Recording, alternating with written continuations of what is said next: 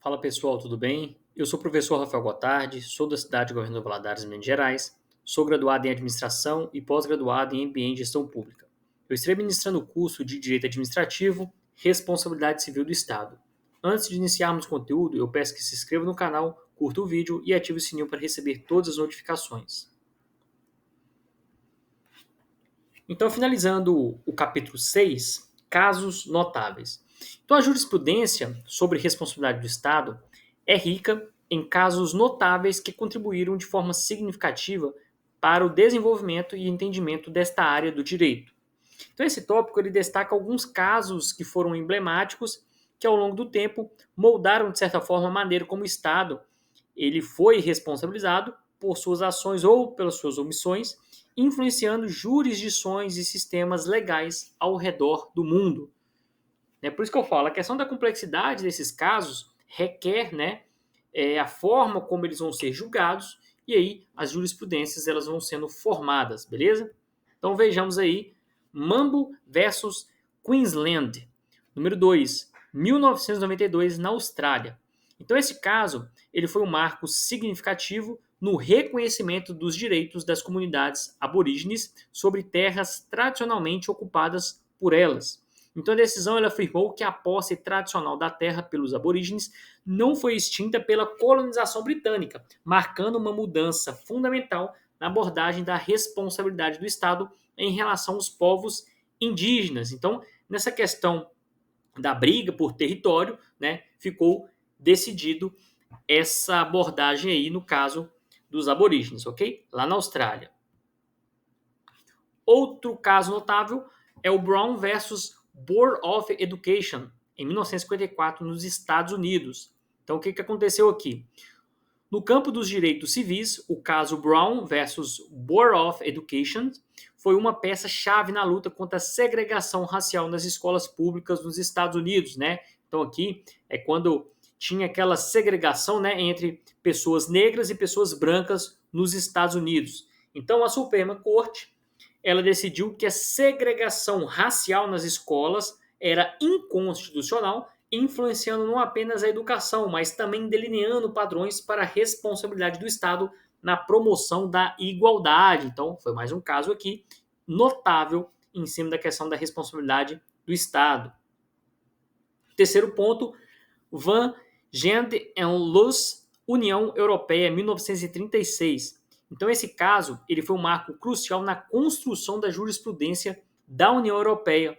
Tá? Então, essa decisão estabeleceu o princípio da eficácia direta do direito da União Europeia, permitindo que os cidadãos busquem reparação diretamente com base nas normas da União Europeia contra o Estado, influenciando de forma profunda a responsabilidade estatal no contexto europeu. Então, foi a partir desse ponto que a gente viu o Estado sendo responsabilizado pelos seus atos. Isso em 1936. Outro ponto foi o Frankovic versus Itália, tá? 1991, também na União Europeia. Então esse caso notável, ele reforçou a responsabilidade do Estado em garantir a efetividade das normas da União Europeia. Então, a Suprema Corte Europeia ela decidiu que os Estados-membros podem ser responsabilizados sim por danos causados a particulares devido à violação do direito da União Europeia, estabelecendo assim a responsabilidade do Estado por violações diretas ao direito comunitário. Então, todo Estado que violar, ele vai ser responsabilizado. Então, isso em 91, tá? O quinto caso, Tort Claim Act, Nova Zelândia.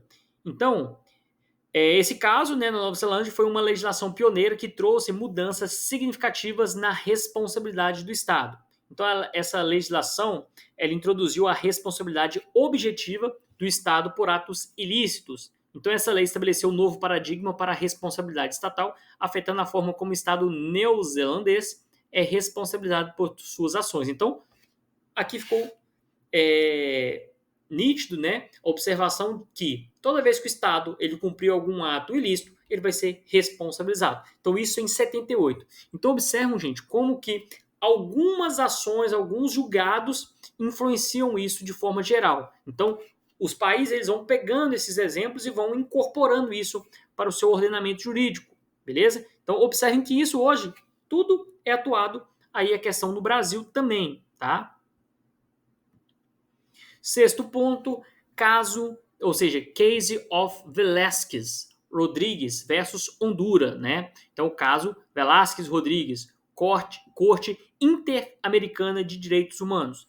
O que aconteceu aqui? Nesse caso, a Corte Interamericana ela abordou a responsabilidade do Estado em relação ao desaparecimento forçado de pessoas, né? Como o que foi acontecendo, por exemplo, casos aqui no Brasil, né, de ditadura, de pessoas que sumiram e ninguém soube paradeiro. Então, nesse caso da Corte Interamericana aqui em Honduras, responsabilizou o Estado por esse desaparecimento. Então, essa decisão estabeleceu que os Estados têm sim a obrigação de prevenir, de investigar e de punir atos que violam os direitos humanos, contribuindo assim para a evolução da responsabilidade do Estado na questão da esfera internacional. Então, pessoal, de forma a concluir essa questão dos casos notáveis, o que nós podemos perceber? Que esses casos não apenas influenciaram as jurisprudências nacionais e internacionais, mas também delinearam, de certa forma, os limites e os deveres da responsabilidade do Estado em contextos diversos. Então, a análise desses casos oferece insights, né, ou seja, ideias valiosas sobre as complexidades e os desafios enfrentados na busca por uma responsabilidade estatal justa e eficaz em diferentes partes do mundo. Beleza? Então, pessoal, encerramos o capítulo 6, nos veremos no capítulo 7, quando nós iremos abordar sobre a responsabilidade por atos legislativos e judiciais. Espero vocês lá no capítulo 7.